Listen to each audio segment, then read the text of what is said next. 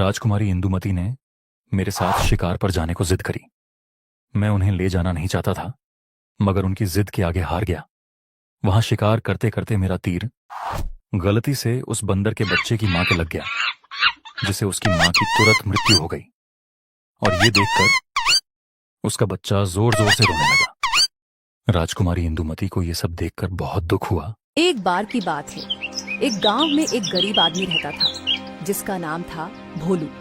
भोलू दिल का बड़ा साफ था और मेहनत करके उसे जितने पैसे मिलते थे वो उसी में संतुष्ट रहता है। लेकिन भोलू की पत्नी सुधा ऐसी बिल्कुल न थी। सुधा को हर वक्त बस एक ही बात सूझती थी और वो थी जल्दी से अमीर होना। ज्यादा पैसे न कमाने की वजह से सुधा भोलू को भी अक्सर सुनाया करती थी। एक दिन सुबह सुबह, अरे उठो और जंगल जाओ, जल्दी से जाकर फल तोड़ कर लाओ, फिर उन्हें बेचना भी तो है। अरे अगर तुम इसी तरह काम करोगे तो हम जिंदगी में कभी आगे नहीं बढ़ोगे। कब तक मैं ये बेरंग साड़ी पहनूं? कब तक ये बासी रोटियां खाऊं? अरे क्या हुआ मेरी प्यारी पत्नी सुधा, सुबह सुबह तुम्हारा मुंह क्यों बना हुआ है? अरे होगा क्या, इस गरीबी से तो तंग आ चुकी हूँ। भला सुबह सुबह ये रोटी चाय खाना किससे पसंद आता है? अरे भाग्यवान, मुझे तो ये बड़ा अच्छा लगता है। अच्छा लाओ, मुझे चाय दे दो, फिर मैं जंगल से जाकर फल तोड़ कर लाता हूँ। सुधा भोलू को चाय और रोटी खाने को दे देती है। सुधा का मन अभी भरा नहीं था। वो भोलू से कहती है, अरे मैं तो तुमसे कहती हूँ कि महल जाओ और महाराज से विनती करो, वो जरूर तुम्हें कुछ नौकरी दे देंगे। ये फल तोड़ने से किसका भला होना है? नहीं सुधा, मुझे तो ये सुकून का जीवन ही बहुत पसंद है और तुम भी जो है उसी में खुश रहना सीख लो। अच्छा, अब मैं चलता हूँ। ये कहकर भोलू जंगल के लिए निकल जाता है और सुधा पीछे से गुस्से में बैठी रह जाती है। भोलू अक्सर जंगल में लगे फल तोड़ता था और उन्हें बाजार में बेच देता था। लेकिन आज वो देखता है कि जंगल में बाहर की तरफ लगे सभी पेड़ों के फल गायब थे। अरे ये क्या, यहाँ तो एक भी फल दिखाई नहीं दे रहा। लगता है पहले किसी ने आकर फल तोड़ लिए है। एक काम करता हूँ, जंगल के थोड़ा अंदर जाता हूँ और वहाँ जाकर फल तोड़ लेता हूँ। चलो गोलू भाई, लगता है आज दोगुनी मेहनत करनी पड़ेगी। भोलू जंगल में अंदर जाने लगता है और अंदर उसे कई फलों से लदे हुए पेट दिखाई देते हैं। भोलू फल तोड़ने लगता है, लेकिन तभी अचानक से उसे कुछ आवाज सुनाई देती है। ये कैसी आवाज थी? ऐसा लग रहा है जैसे कोई जानवर रो रहा हो। अभी उधर जाकर देखता हूँ। भोलू अपने सारे जमा किए हुए फल वहीं छोड़कर उस आवाज का पीछा करने लगता है। थोड़ी दूर जाने पर वो देखता है कि एक छोटा सा बंदर का बच्चा अपनी माँ के मृत शरीर के पास बैठकर रो रहा था।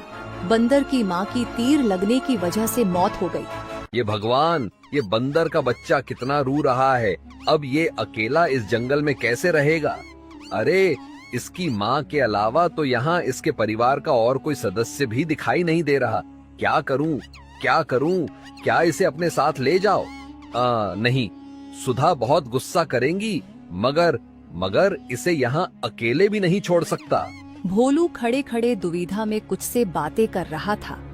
तभी उसने जोर से कहा, अरे हाँ, एक काम करता हूँ। भोलू दौड़कर वापस जाता है और अपने तोड़े हुए फलों में से कुछ फल उठाकर बंदर के बच्चे के पास ले आता है।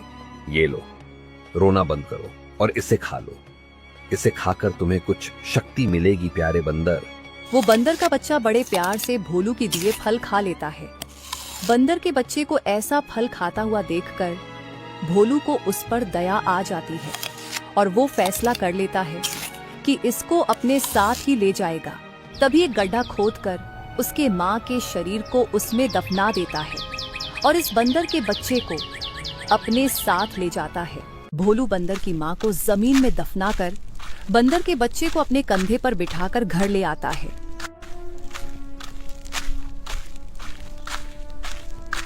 जैसे ही सुधा भोलू के कंधे पर बंदर के बच्चे को बैठा देखती है, वो आग बबूला हो जाती है।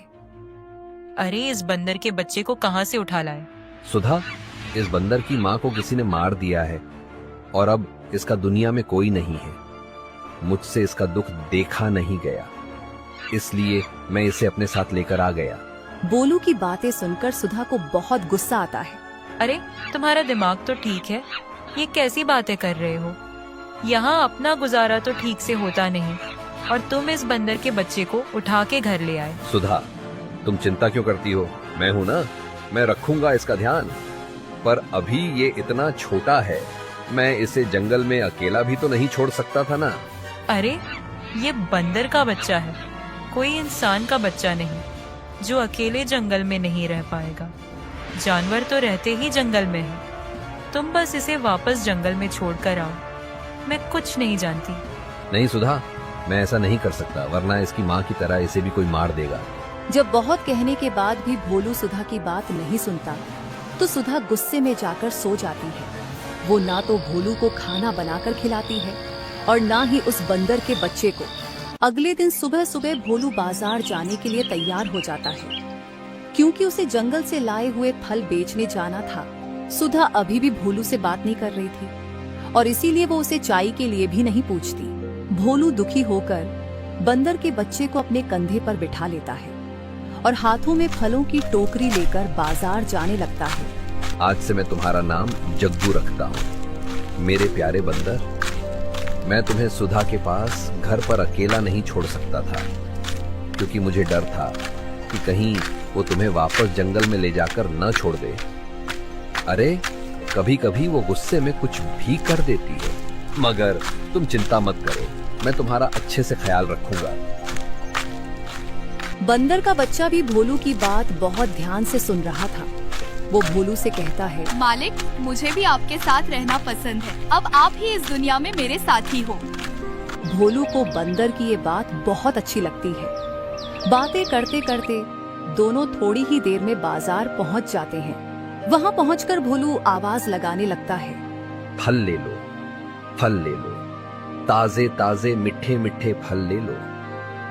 थोड़ी देर में भोलू के सारे फल बिक जाते हैं, लेकिन उसे ज्यादा पैसे नहीं मिले थे। इस बात से भोलू दुखी हो गया था। उसे दुखी देखकर जग्गू के मन में एक ख्याल आता है। अरे जग्गू, ये तुम क्या कर रहे हो? अरे मालिक, आप देखते जाइए। जग्गू बीच सड़क पर खूब नाच रहा है और इतने छोटे बंदर को ऐसे नाचता हुआ देखकर आसपास काफी भीड़ इकट्ठा हो जाती है। लोगों को जमा होते हुए देखकर भोलू चौंक जाता है।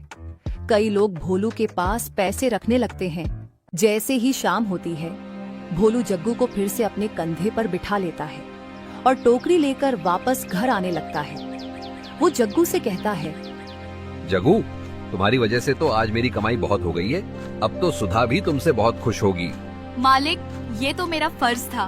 मेरा सौभाग्य है कि मैं आपके काम का। अब मैं रोज ऐसे ही आपके लिए बाजार में नाचूंगा और इससे आपको खूब फायदा होगा।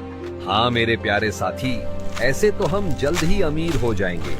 फिर मैं, तुम, सुधा एक बड़े से घर में आराम की जिंदगी जिएंगे। बातें करते करते भोलू और जग्गू घर पहुंच जाते हैं। वो देखते हैं कि सुधा अभी भी गुस्से में रसोई में बर्तन पटक रही थी और खाना बना रही थी। ओ सुधा, तुम अभी भी मुझसे नाराज हो?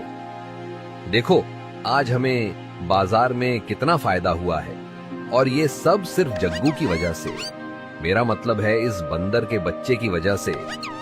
मैंने इसका नया नाम जग्गू रखा है। क्या फायदा? कैसा फायदा? अरे जब मैं फल बेचकर बैठा ही था, तब जग्गू ने बाजार में सड़क के बीचों बीच नाचना शुरू कर दिया और उसे देखकर कई लोग वहां आ गए। सभी लोगों को जग्गू का नाच बड़ा पसंद आया और सबने पैसे भी दिए। जग्गू की वजह से आज हमें बहुत फायदा हुआ है। देखो देखो, ये देखो। भोलू सुधा के हाथ में पैसे थमा देता है। पैसे देखकर सुधा का दिल भी खुश हो जाता है और वो कहती है, मुझे तो यकीन ही नहीं हो रहा, इस बंदर के बच्चे की वजह से हमें इतना फायदा हुआ। मुझे माफ कर दीजिए, मैंने कल आप पर ज्यादा ही चिल्ला दिया था। जग्गू, तुम भी मुझे माफ कर दो। मैं अभी तुम दोनों को स्वादिष्ट खाना बनाकर खिलाती हूँ। स्वादिष्ट खाने का नाम सुनकर भोलू और जग्गू दोनों खुशी से उछलने लगते हैं। फिर सुधा उन दोनों के लिए बहुत ही स्वादिष्ट भोजन बनाती है। तीनों बड़े प्रेम के साथ बैठकर भोजन करते हैं। इसी तरह से दिन बीतने लगते हैं और वो सब हंसी खुशी एक परिवार की तरह रह रहे थे। अब जग्गू भोलू का सबसे अच्छा साथी बन चुका था। वो हर चीज में उसका साथ देता था। एक दिन फल तोड़ने के लिए भोलू जंगल जाता है। जग्गू भी उसके साथ उसके कंधे पर बैठकर जंगल गया हुआ था। पिछले कुछ दिनों से भोलू की तबीयत भी खराब थी। अरे जग्गू देखो ना, आज भी किसी ने जंगल के बाहर लगे हुए पेड़ों के सब फल तोड़ लिए और फिर से हमें जंगल के अंदर जाकर फल तोड़ने पड़ेंगे और इसमें हमें ज्यादा मेहनत लगेगी। अरे मालिक, आपकी तबीयत कुछ ठीक नहीं लग रही है। वैसे आप कहे तो मैं जाकर जंगल के अंदर से फल तोड़ लाऊं। झटपट पेड़ पर चढ़ूंगा और फल तोड़कर वापस आ जाऊंगा। भोलू को ये विचार बहुत अच्छा लगता है और वो जग्गू को अकेले ही जंगल के अंदर जाने देता है। भोलू वहीं बैठकर आराम करने लगता है, लेकिन बहुत देर हो जाने के बाद भी जग्गू आपस नहीं लौटकर आता तो भोलू को चिंता होने लगती है। वो सोचता है, अरे इतनी देर हो गई और ये जग्गू अभी तक वापस नहीं लौटा। इतनी देर में तो हम दोनों साथ में जाकर फल तोड़कर वापस भी ले आते। कहीं कुछ अनहोनी तो नहीं हो गई। अभी जाकर जंगल में उसे ढूंढता हूँ। भोलू जंगल में इस तरफ चल देता है जहाँ से अक्सर वो दोनों फल तोड़कर लाया करते थे, लेकिन उसे जग्गू कहीं भी नहीं दिखता। ओहो, ये जग्गू कहाँ चला गया? दिख क्यों नहीं रहा है? भोलू परेशान होकर जग्गू को इधर उधर ढूंढ रहा था, लेकिन उसे वो कहीं भी दिखाई नहीं दे रहा था। तभी भोलू मालिक, को जग्गू के मालिक, चिल्लाने की आवाज सुनाई देती मालिक, है। मैं यहाँ हूँ मालिक, मुझे बचाइए। मुझे इन लोगों ने कैद किया है मालिक। भोलू जग्गू की आवाज का पीछा करता है और थोड़ी दूर पहुंचकर देखता है कि महल के कुछ सिपाहियों ने जग्गू को एक पिंजरे में कैद कर रखा था। अरे तुमने मेरे जग्गू को भला इस पिंजरे में क्यों कैद कर रखा है? छोड़ दो इसे। अरे छोड़ दो। हमें इस बंदर के बच्चे को महल ले जाना है। राजा कब से इस बंदर के बच्चे की तलाश में थे, अब जाकर मिला है। अरे इसकी वजह से छोटी राजकुमारी ने हमारे राजा के नाक में दम कर रखा है। क्या? देखिए, मुझे आपकी कोई भी बात समझ में नहीं आ रही। कृपया करके आप इसे छोड़ दीजिए। और ये मेरा जग्गू है। भला महाराज और राजकुमारी का इससे क्या लेना देना? तो हम तुम्हें क्यों बताएं? हम इसे लेकर महल जा रहे हैं। तुम्हें जो कुछ भी पूछना हो आकर महाराज से पूछना। ये कहकर दोनों सिपाही जग्गू को कैद करके ले जाने लगते हैं। जग्गू भी खूब चीखता चिल्लाता है, लेकिन सिपाही उसे नहीं छोड़ते। भोलू भी रोता रह जाता है। काफी देर तक रोने के बाद भोलू किसी तरह घर पहुंचता है। अरे क्या हुआ? सब ठीक तो है? आपने ऐसी रोनी सूरत क्यों बनाई हुई है? और अपना जग्गू, वो कहाँ है? सुधा, महल के वो सिपाही हमारे जग्गू को पिंजरे में पकड़ करके ले गए हैं। पता नहीं क्यों। मैंने बहुत रोका, मगर वो रुके ही नहीं। क्या ले गए? ऐसे कैसे ले गए? ये तो बड़ी ही अजीब बात है। देखिए, आप चिंता मत करिए। आज तो अंधेरा हो गया है। आप कल सुबह होते ही महल जाइएगा और राजा से बात करिएगा। मैंने सुना है हमारे राजा दिल के बड़े नेक हैं। वो जरूर हमारे दर्द को समझेंगे और हमारा जग्गू हमें लौटा देंगे। हाँ सुधा, मैं सुबह ही महल जाऊंगा और चाहे कुछ भी हो जाए मैं जग्गू को लेकर ही लौटूंगा। भोलू किसी तरह रात काटता है और जैसे ही सुबह होती है वो भूखे प्यासे महल की तरफ पैदल ही चल देता है। काफी देर चलने के बाद भोलू महल पहुंचता है, लेकिन सिपाही उसे बाहर ही रोक लेते हैं। अरे कहाँ जा रहे हो तुम? देखो, मेरा महल में जाना बहुत जरूरी है। मुझे राजा से मिलना है। उनके पास मेरी एक कीमती चीज है, मुझे जाने दीजिए। सगु भोलू की बात सुनकर दोनों सिपाही चौंक जाते हैं। क्या बकवास कर रहे हो? भला हमारे महाराज तुम्हारी कोई चीज क्यों लेंगे? चलो चलो जाओ यहाँ से। नहीं, जब तक मुझे महाराज से मिलने नहीं दिया जाएगा मैं वापस नहीं जाऊंगा। हाँ तो मत जाओ, खड़े रहो यहीं पर हम तुम्हें अंदर नहीं जाने देंगे। भोलू वहीं खड़ा रहता है और सिपाही वापस अपने काम में लग जाते हैं। लेकिन जब भोलू बहुत देर तक खड़ा रहता है तो सिपाही सोचते हैं कि कहीं अगर महाराज को ये पता चला कि कोई ऐसे उनके महल के दरवाजे पर खड़ा है, उन्हें क्रोध न आ जाए। ए सुनो, चलो हम तुम्हें अंदर ले चलेंगे। भोलू ये सुनकर बहुत खुश हो जाता है और सिपाही भोलू को लेकर महल की सभा में पहुंचते हैं। वहां महाराज, मंत्री जी और महल के तमाम लोगों के साथ बैठे थे। कौन हो तुम और कहो यहां क्यों आए हो? हमारे सिपाही बता रहे थे कि तुम बहुत देर से बाहर खड़े थे और हमारे पास तुम्हारी कोई चीज है। जी महाराज, मेरा नाम भोलू है। मैं गांव में फल बेचता हूँ। मेरा एक बंदर था जिसे आपके 2 सिपाही पकड़कर यहाँ ले आए हैं। वो बंदर जग्गू मेरे और मेरी पत्नी सुधा के लिए परिवार जैसा है। हम उसके बिना नहीं रह सकते। कृपया कर आप उससे लौटा दें। ओ, तो तुम वो आदमी हो जिसने उस बंदर को पाला। देखो, मैं तुम्हारा दर्द समझ सकता हूं, मगर मैं तुम्हें बंदर नहीं लौटा सकता। महाराज की ये बात सुनकर भोलू को बहुत चोट पहुंचती है। वो दुखी स्वर में डरते डरते महाराज से कहता है, क्या मगर क्यों महाराज? बहुत समय पहले की बात है, जब मैं शिकार पर गया उस दिन मेरी छोटी बेटी यानी राजकुमारी इंदुमती ने मेरे साथ शिकार पर जाने को जिद करी। मैं उन्हें ले जाना नहीं चाहता था, मगर उनकी जिद के आगे हार गया। वहां शिकार करते करते मेरा तीर गलती से उस बंदर के बच्चे की मां के लग गया, जिससे उसकी मां की तुरंत मृत्यु हो गई और ये देखकर उसका बच्चा जोर जोर से रोने लगा। राजकुमारी इंदुमती को यह सब देखकर बहुत दुख हुआ। मैं किसी तरह उन्हें वापस महल में ले आया और उनसे वादा किया कि मैं कभी शिकार नहीं करूंगा। लेकिन फिर वो जिद करने लगी कि उन्हें उस बंदर के बच्चे को पालना है। मैं अगले दिन सिपाहियों को उस बंदर के बच्चे को लाने को कहा, मगर उन्हें वो कहीं नहीं मिला। मगर शायद तुम उस बंदर के बच्चे को तब तक ले जा चुके थे। राजकुमारी बिंदु ने अपनी जिद नहीं छोड़ी। उन्होंने कहा कि वो मुझसे तभी बात करेगी जब मैं उन्हें वही बंदर का बच्चा लाकर दूंगा। और कल जब सिपाही उसे पकड़कर राजकुमारी के सामने लाए, राजकुमारी ने इतने समय बाद मुझे बात की, तो इसलिए माफ करना, मैं तुम्हें उस बंदर के बच्चे को तुम्हें नहीं दे सकता। ये सुनकर भोलू को बहुत दुख होता है, लेकिन महाराज को भी भोलू का दर्द समझ में आ रहा था। इसलिए वो उससे कहते हैं, आओ भोलू, मेरे साथ आओ।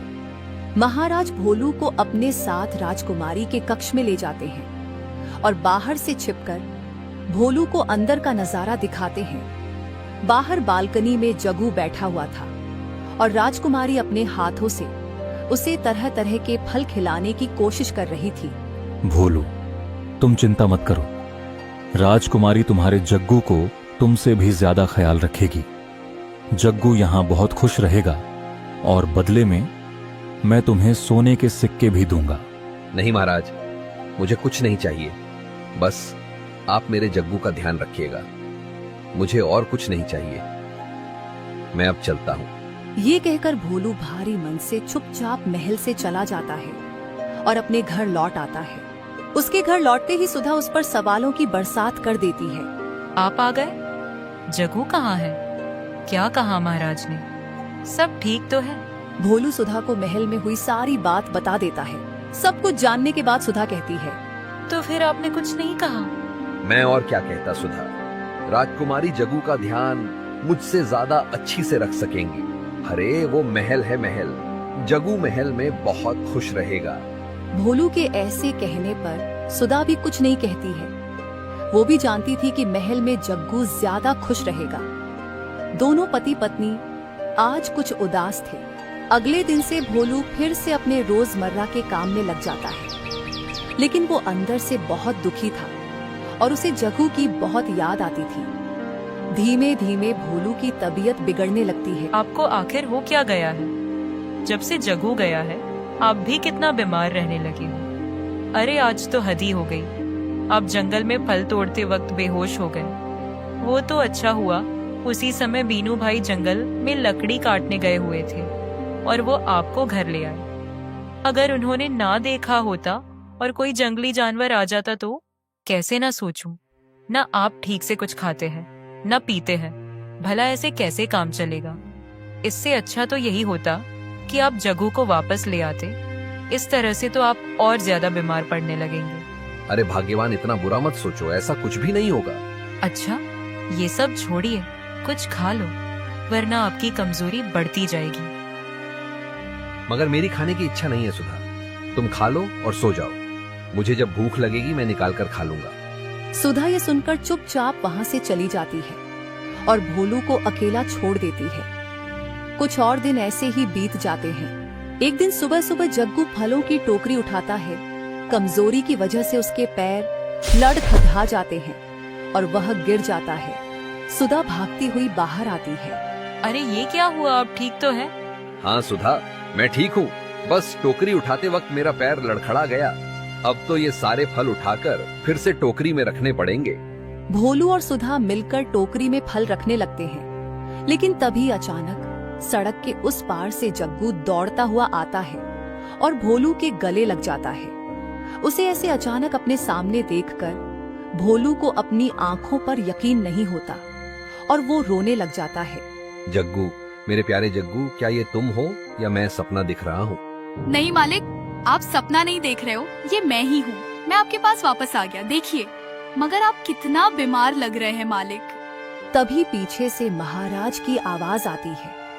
जग्गू भोलू की गोद में बैठा होया है तो देखता है कि उसके सामने महाराज और राजकुमारी दोनों खड़े थे। जग्गू, तू भी कितना बीमार और मुरझाया हुआ सा लग रहा है ने? लगता है कि तूने भी बहुत दिनों से कुछ नहीं खाया है। क्योंकि यही सच है भोलू।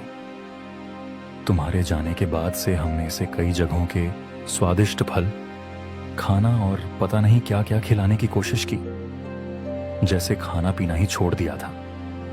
इस बंदर का दिल तो तुम्हारे बगैर लगा ही नहीं भोलू। हाँ, और मैं इसे ऐसे परेशान नहीं देख सकती थी। मैंने इसे महल में लाने की जिद इसलिए की थी क्योंकि मुझे लगा था कि मैं इसका ख्याल रखूंगी, क्योंकि मेरे पिता की वजह से इसकी माँ की जान गई थी।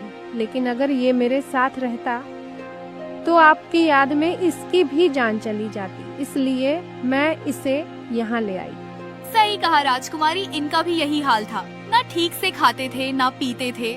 भोलू और जग्गू एक दूसरे को पाकर बहुत खुश थे और उनके ऐसे प्यार को देखकर सभी हैरान रह जाते हैं। जग्गू ही भोलू का असली साथी है और वो दोनों एक दूसरे के बगैर नहीं रह सकते थे। इसके बाद से दोनों खुशी खुशी एक साथ रहने लगे